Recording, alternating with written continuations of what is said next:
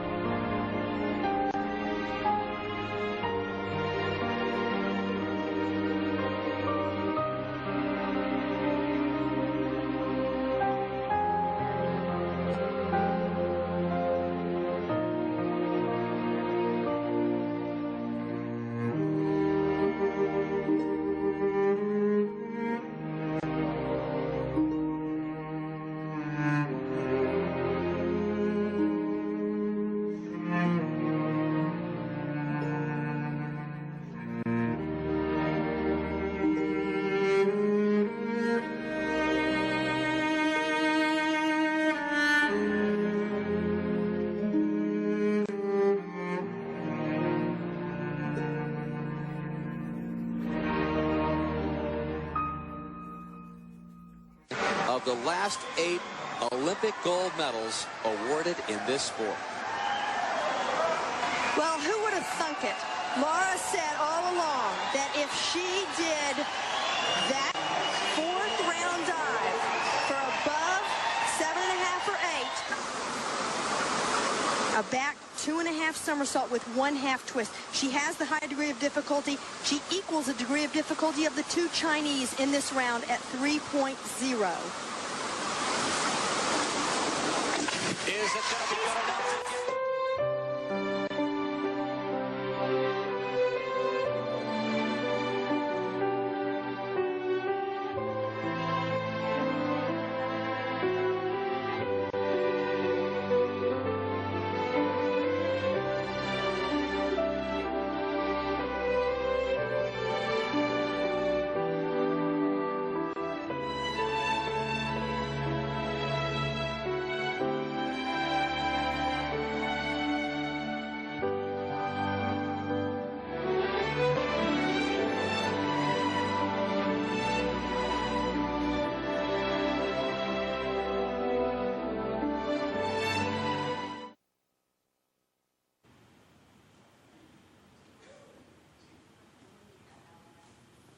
자, 여러분 아주 감동적인 영상을 잘 보셨을 줄로 합니다.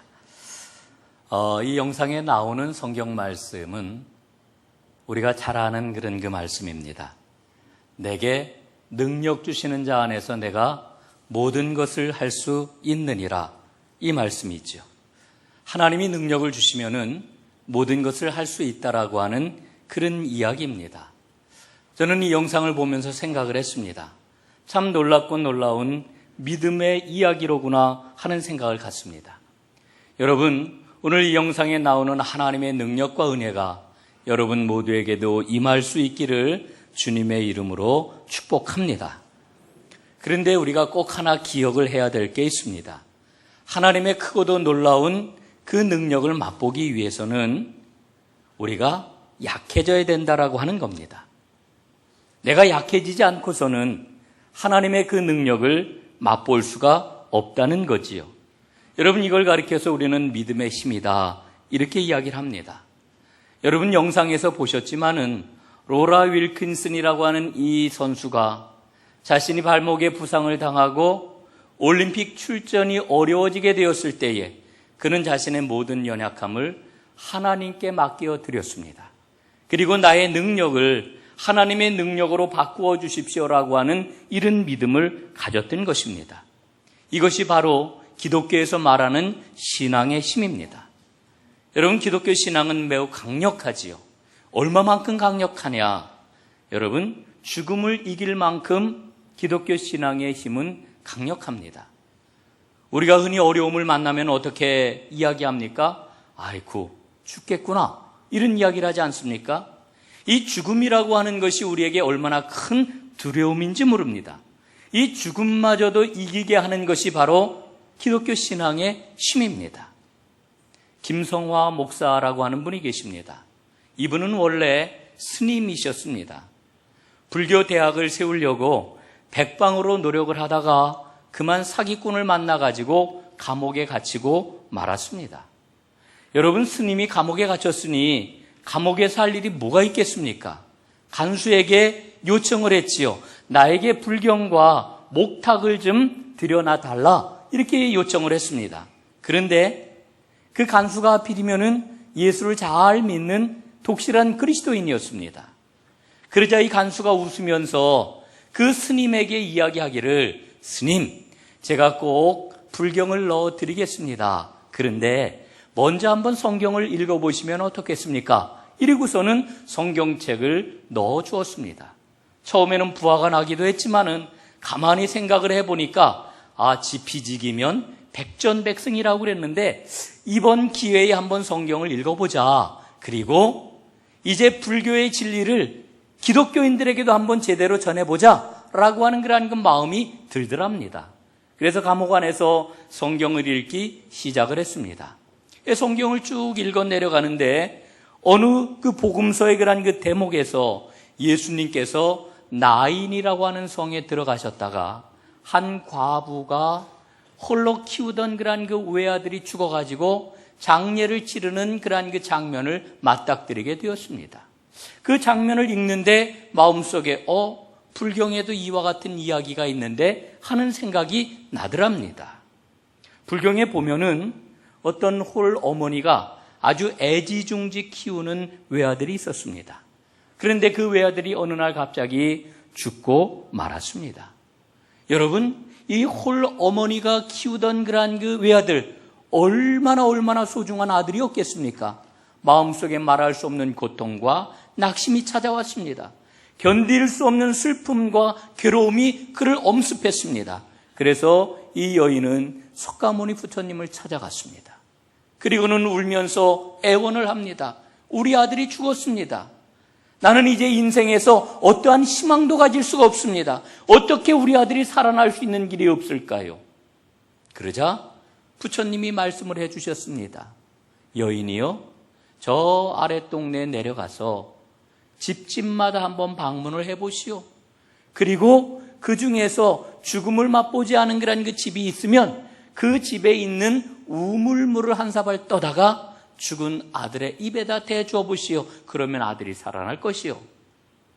너무나 기쁜 소식이었습니다. 그래서 아랫동네로 내려갔습니다. 집집마다 문을 두드립니다. 그런데 모든 집마다 죽음이 없는 집이 없었습니다. 결국은 죽음을 경험해보지 않은 사람을 발견하지 못하고 낙심해가지고 다시 올라와서 부처님을 만났습니다. 눈물을 흘리는 여인에게 부처님은 이렇게 말씀을 해 주었습니다. 그게 인생이란다. 죽음으로 끝나는 것이 인생이란다. 이렇게 말씀하는 것이었습니다. 그런데 이 스님이 성경을 읽어 내려가는데 누가복음 7장에 보니까 이 나인성 과부의 아들이 죽어 있는 그 장면에서 예수님께서는 여인에게 다가가십니다. 그리고는 여인에게 이렇게 말씀을 하십니다. 울지 말아라. 그리고는 관 위에 손을 대시면서 말씀을 하시기를 청년아 일어나라. 청년아 일어나라. 예수님이 이 한마디 말씀을 하시자 관 속에 있던 청년이 살아 일어나는 놀라운 역사가 일어났습니다. 여러분, 이 이야기는 우리에게 무엇을 들려줍니까? 기독교 신앙은 궁극적으로 죽음을 이겨내는 신앙이라고 하는 것을 우리에게 말씀해 주고 있는 거죠. 여러분, 이 신앙의 힘을 우리는 위대하다고 이야기합니다. 이 강력한 신앙의 힘이 언제 발휘가 되겠습니까? 그것은 바로 내가 약해질 때입니다. 내가 약해지지 않으면 하나님의 능력은 그 힘을 발휘할 수가 없습니다. 오늘 우리가 읽고 있는 성경 시편 본문에는 다윗의 기도가 실려 있지요. 여러분, 다윗은 위대한 믿음의 거장이라고 이렇게 이야기를 합니다. 오늘 우리가 읽고 있는 내용은 바로 다윗의 기도입니다. 다윗은 이렇게 기도하고 있습니다. 오늘 4절에 보니까요, 나의 연약함을 알게 하옵소서. 이게 다윗의 기도입니다. 또 7절에 보니까요, 이렇게 기도를 합니다. 주여, 내가 무엇을 바라리요? 나의 소망은 주께 있나이다. 여러분, 오늘 이 다윗의 기도를 한번 보세요. 우리도 날마다 기도합니다. 우리도 기도를 드립니다. 그런데 다윗이 드리고 있는 그 기도는 우리가 드리고 있는 기도하고 사뭇 그 내용이 다르구나 하는 것을 우리는 발견을 하지 않습니까? 우리는 하나님께 이렇게 기도를 합니다. 하나님 강하게 해 주십시오. 강함을 구합니다. 하나님 지혜를 주십시오. 지혜의 충만함을 구합니다. 그런데 오늘 성경을 보니까 다윗의 기도는 거꾸로 지금 기도를 드리고 있습니다. 나의 연약함을 알게 해 주십시오. 여러분, 참 이상하지 않습니까?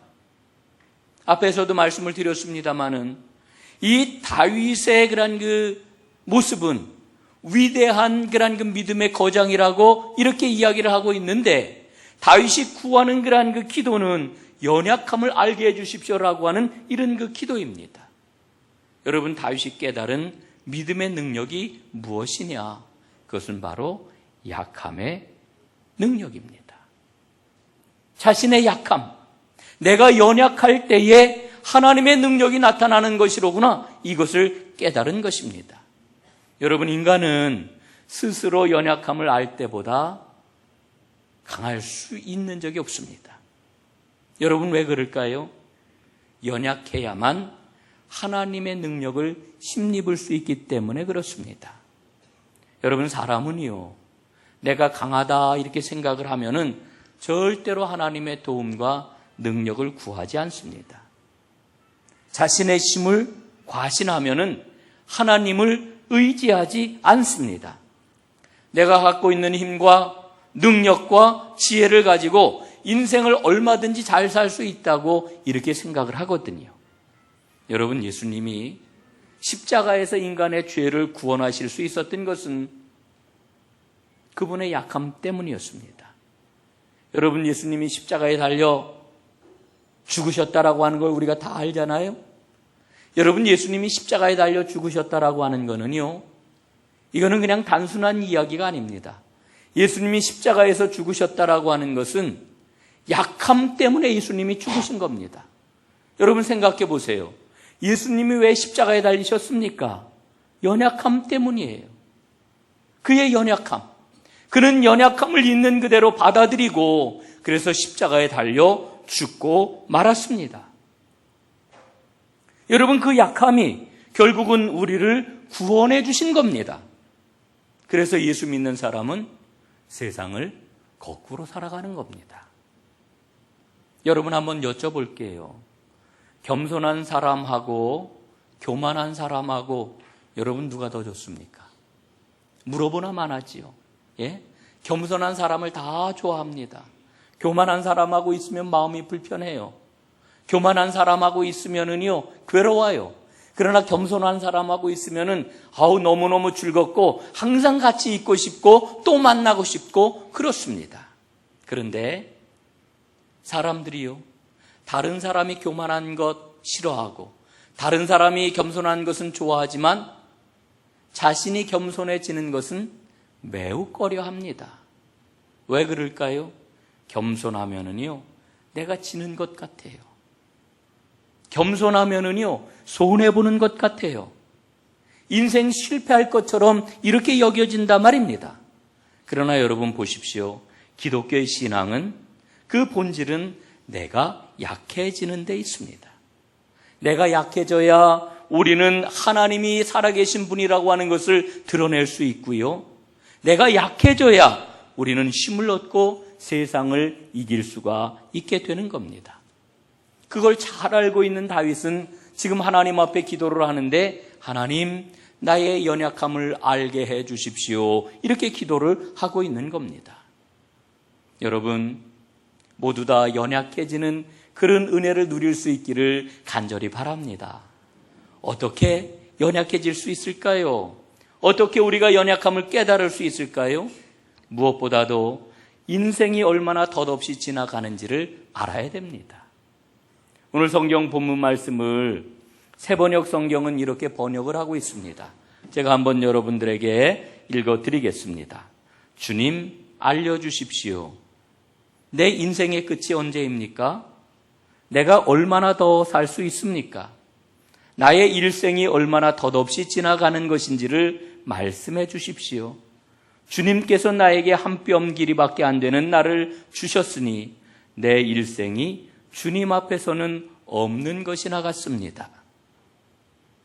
여러분 오늘 이 말씀을 보니까요. 우리의 인생이 얼만큼 된다고요? 한 뼘 길이밖에 안 된다. 한 뼘. 우리 인생이요. 80을 살고 90을 살아도 한 뼘 길이밖에 안 된다. 이렇게 표현을 하고 있어요. 여러분 정말 그렇지 않습니까? 2015년도를 시작을 한 게 엊그제 같아요. 그런데 벌써 5월 중순입니다. 한 해의 중간쯤에 우리가 벌써 들어와 있습니다. 여러분 결혼을 한 게 바로 엊그제 같아요. 그런데 10년이 지나고 20년이 지나고 30년이 지나고 그런데 그 시간들이 그냥 쏜살과 같이 지나갔습니다. 결혼해서 아이를 낳았습니다. 이 녀석이 언제나 클까? 그런데 그 아이가 초등학교를 들어갔습니다. 그 아이가 중고등학교를 마쳤습니다. 대학을 마치고 군대를 갔다 오고 결혼을 하고 심지어는 이제 손자까지 보게 되었습니다. 여러분 그런데 그 시간들을 돌아보게 될 것 같으면 얼마나 잠깐 동안 지나갔습니까? 여러분 인생을 아무리 오래 산다 한들 여러분 그 시간이 너무너무 길었다 하는 사람 저는 한 사람도 보지를 못했습니다. 그래서 인생이 한 뼘 길이밖에 안 된다고 오늘 성경은 우리에게 일러주고 있는 거지요. 여러분 시편 90편 말씀을 보면은요 또 이렇게 우리에게 말씀을 해줍니다. 주님께서는 사람을 티끌로 돌아가게 하시고 죽을 인생들아 돌아가거라 하고 말씀하십니다. 주님 앞에서는 천년도 지나간 어제와 같고 밤의 한순간과도 같습니다. 주님께서 생명을 거두어 가시면 인생은 한순간의 꿈일 뿐 아침에 돋아난 한 폭이 풀과 같이 사라져 갑니다. 푸른 아침에는 돋아나서 꽃을 피우다가도 저녁에는 시들어서 말라버립니다. 인생을 풀과 같다고 이야기를 해요. 지는지도 모르게 뜨는 태양과 같다고 이렇게 이야기를 해요. 여러분, 우리의 인생이 이렇게 짧다라고 하는 것을 우리는 꼭 인식하고 살아야 됩니다. 우리에게는 지식도 있고요. 우리에게는 부도 있고요. 우리에게는 명예도 있고요. 우리에게는 권세도 있어요. 그러나 그 모든 것들이 인생의 무상함을 막을 수가 없습니다. 그래서 많은 사람들이 이런 인생의 덧없음을 깨달을 때 뭐라고 그래요? 아유, 우리가 잘 먹고 잘 즐겨야지 이러면서 인생을 살아가지 않습니까? 여러분, 그러나 그것은 진정한 인생의 처방이 될 수가 없습니다. 우리가 진정한 겸손함을 가지고 어떻게 살아야 될지를 우리는 결정을 해야 합니다. 누가복음 12장에 보면은요, 여러분 아주 큰 부자 이야기가 나와요. 부자들 이야기는 항상 흥미롭지 않습니까? 예수 믿으면은 정말 하나님께서 우리에게 모든 것을 허락해 주시기 때문에 부자로 살 확률이 많습니다. 여러분들 이왕이면 예수 믿고 부자가 꼭 되셨으면 좋겠습니다. 그런데요, 이 누가복음 12장에 나오는 부자 이야기는 이런 이야기입니다. 그가 얼마만큼 부자였는지 가진 재물을 쌓아둘 곳이 없을 정도로 다 부자였습니다. 그래서 창고를 크게 새로 지었습니다. 그리고 나서 그는 이렇게 이야기를 합니다. 내 영혼아, 평안히 쉬고 먹고 마시고 즐거워하자. 그러나 하나님께서는 부자에게 뭐라고 이야기를 하십니까? 어리석은 자여, 오늘 밤 내 영혼을 도로 찾으리니 그리하면 내 준비한 것이 누구의 것이 되겠느냐? 부자는요, 자기의 재물을 놓고서 인생을 나는 정말 제대로 사는구나 뻐기고 여유만만하게 즐기면서 살 거라고 생각을 했는데 하나님께서는 그 부자를 향하여서 어리석은 자라고 말씀을 합니다. 여러분, 오늘 내가 가지고 있는 것이 무엇입니까? 여러분, 그것 때문에 인생의 모든 것이 가능하다고 혹시 생각하지는 않으십니까? 여러분, 그건 착각입니다. 그래서 다윗은 이 사실을 분명하게 깨닫고 하나님 앞에 기도하는 겁니다. 나의 종말과 연한이 언제까지인지 알게 하사 내가 나의 연약함을 알게 하소서. 여러분, 시편 90편 말씀을 계속해서 보면은요, 죽음을 가리켜서 뭐라고 표현하느냐 하면은 하나님이 그들을 홍수처럼 쓸어 가신다 이렇게 말씀하고 있는 것을 봅니다. 하나님이 죽음을 이제 관장을 하시는데 그 죽음을 관장하시는 게 홍수와 같이 관장을 하신다는 거예요. 여러분, 실제로 이 지구상엔 하루에 120만 명이나 되는 사람들이 죽고 있습니다. 이거는요, 1초에 30명씩 죽는 그런 이야기입니다. 똑딱 하는 이 순간에도 30명, 60명, 90명, 120명 지금 죽어가고 있는 거예요. 그럼에도 불구하고 사람들은 죽음을 의식하지 않거나 죽음을 준비하지를 않습니다. 오늘 다윗이 나의 연약함을 보게 하옵소서라고 하는 이와 같은 이야기는 자신의 죽음을 보게 해달라고 기도하고 있는 것입니다. 연약해야만 우리는 하나님 의지합니다.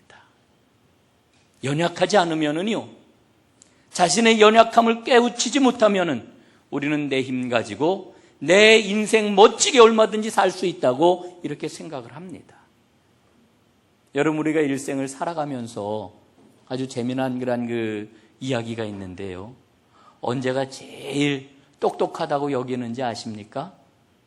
초등학교 6학년 무렵이라고 그래요. 6학년 무렵, 6학년 아이들이 갖고 있는 그 지식과 상식을 가지고 온통 세상을 다 아는 것처럼 생각을 하는 거예요. 그리고 자기가 다 판단하고 평가를 내리는 거예요. 여러분, 그러나 그건 얼마나 큰 착각입니까? 금방 그 착각을 깨닫게 되잖아요. 여러분 혹시 나에게는 이렇게 건강이 있으니까, 나에게는 이 정도의 지식이 있으니까, 나에게는 돈이 있으니까, 나에게는 이런 경험이 있으니까 내 인생은 모든 문제가 다 풀릴 거다, 나는 다 할 수 있을 거다, 여러분 혹시 이렇게 생각하지 않으십니까? 만약 그렇게 생각을 한다라고 하면은 초등학교 어린아이와 같이 그런 차원의 생각을 지금 갖고 있는 겁니다. 여러분, 그 돌아가신 오카눔 목사님이라고 하는 분이 계셔요. 이분이 한 번은 청년들에게 죄의 삭슨 사망이라고 하는 것을 가르쳐야 되는 그런 시간을 맡게 되었습니다. 그런데 많이 고민이 되더래요. 이 20대 젊은 청년들에게 죽음에 대해서 이야기를 해야 되니까, 이 아이들이 과연 이 말을 제대로 받아들일 수가 있을까? 이런 그 생각 때문에 걱정이 되었던 거죠. 그래서 마음속으로 하나님 앞에 기도를 했답니다. 그랬더니 하나님께서 지혜를 주셨대요. 그래서 나뭇가지를 하나 꺾었습니다. 오늘 저도 그 오카눔 목사님이 하셨던 그런 그 방법을 빌려와서 여러분들에게 말씀을 드리려고 합니다. 제가 예배 전에 하나 꺾었습니다. 제 방에 있는 관음죽인데요. 이 관음죽 가지하고 관음죽 잎색입니다. 자, 여러분, 이게 살았습니까? 죽었습니까? 살았어요? 죽었어요? 예, 죽었다. 또 어떤 분은 살았다. 그래요. 죽었다고 얘기하시는 분들은 이게 뿌리에서 끊쳐졌으니까 이거 죽은 거지요? 이렇게 말씀하시는 거예요. 살았다 이렇게 말씀하시는 분은 왜 아직도 파랗고 아직도 싱싱한데 살아있는 거지요? 이렇게 얘기를 하시는 거예요. 여러분, 우리의 인생이 바로 이 나뭇잎과 같습니다. 여러분, 성경은요, 우리에게 죽음에 대해서 3단계로 말씀을 해줘요. 첫 번째 단계는 하나님으로부터 떠나 있는 죽음. 첫 번째 죽음입니다. 두 번째 죽음, 육체적인 죽음. 여러분, 우리가 이 땅에서 80평생 혹은 90평생 살아가잖아요. 살다가 죽어요. 그런데 많은 사람들이 죽음 그러면은 그 육체적인 죽음만을 생각을 합니다. 그런데 세 번째 단계의 죽음이 있어요. 그 죽음은 영원한 죽음입니다. 여러분, 우리 인생은요, 이 관음죽, 잘려져 나온 이 관음죽과 너무나도 유사해요. 여러분, 지금은 싱싱하지요. 지금은 푸름을 잃지 않고 있지요. 여러분, 제가 이게 자른 지 지금 한 2시간 반쯤 되었을 것 같아요. 아직은 푸르르네요. 언제까지 이렇게 푸르를지 모르겠어요. 그러나 분명한 것은 머지않아 이 잎새기는 푸르름을 잃어버릴 것이고 물기를 다 잃어버릴 것이고 완전히 시들어져 버리고 말 것입니다. 우리 인생도 똑같아요. 하나님으로부터 떨어져 나온 인생의 모습은 바로 이와 같아요. 그런데 지금 당장 우리는 푸르름을 갖고 있으니까, 지금 당장 싱싱하니까 괜찮다고 생각을 하죠. 그래서 사람들이 하나님을 찾지 않습니다. 성경은 그런 인생을 가리켜 흙이라고 이야기합니다. 너희가 흙에서 나왔으니 흙으로 돌아갈지니라. 그런데 예수님이 그런 인생을 향하여서 놀라운 말씀을 주고 계십니다. 이런 축복의 말씀을 주셔요. 나는 부활이요 생명이니 나를 믿는 자는 죽어도 살겠고 무릇 살아서 나를 믿는 자는 영원히 죽지 아니하리라. 여러분, 우리 인생의 궁극적인 답은 예수 그리스도이십니다. 우리가 예수님을 만나게 될 때에 우리는 이 땅에서 영원한 생명을 누릴 뿐만 아니라 하나님이 허락해 주시는 놀라운 은혜를 누릴 수가 있게 됩니다. 이게 바로 복입니다. 사랑하는 여러분, 오늘 이 복을 누리시는 하나님의 사람들이 꼭 되시기를 간절히 바랍니다. 그런데 그 복을 누리는 길은 오직 하나입니다. 나의 연약함을 보아야 됩니다. 나의 연약함을 발견해야 됩니다. 나의 연약함을 발견하게 될 때에만 우리는 예수 안에 우리에게 허락하신 그 영원한 생명을 누릴 수가 있게 됩니다. 그래서 다윗은 하나님 앞에 기도하는 거예요. 나로 하여금 나의 연약함을 알게 하옵소서. 여러분, 연약함을 발견하고 연약함을 알고 그 연약함을 붙잡는다라고 하는 것은 약한 인생을 살자는 이야기가 아닙니다. 실패하는 인생을 살자라고 하는 이야기가 아닙니다. 그래야만 하나님의 놀라운 능력, 죽음까지도 이겨내는 영원한 생명과 복을 누릴 수 있겠기 때문에 그렇습니다. 여러분, 오늘 나의 연약함을 발견하고 그리고 예수님을 꼭 영접하셔서 영원한 생명과 풍성한 이 땅에서의 복을 마음껏 누리는 하나님 축복의 사람들이 되시기를 주님의 이름으로 축원합니다. 자, 이제 우리 다 함께 자리에서 일어나셔서 찬양을 한번 해보시죠.